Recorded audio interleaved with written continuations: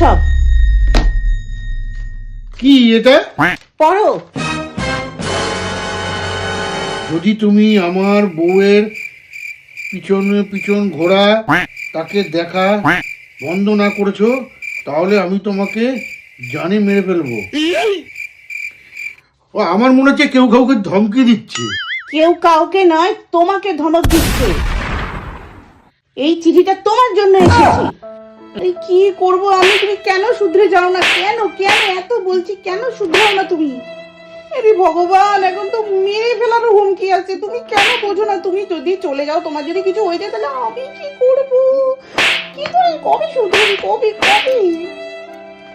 Please please আমাকে ক্ষমা করে দাও। তো কিছু মনে করো না, আমি আর কোনোদিন কিছু এইসব করবো না। আমি আবার ভুল বুঝতে পেরেছি, চেঞ্জ হয়ে যাবো, আমি শুধরে যাবো। প্লিজ, কোনোদিন করবো না।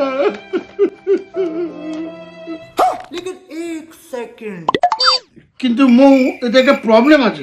কি? যে এই চিঠিটা পাঠিয়েছে না, সে তার নামই লেখেনি। তাহলে বলো দেখি আমি কি করে বুঝবো কার বউকে আমি ছাড়বো? তুমি শুধরবে না। দাঁড়াও, তোমার ব্যবস্থা নিতে দাঁড়াও। এ মোট In nomine Patris et Filii et Spiritus Sancti.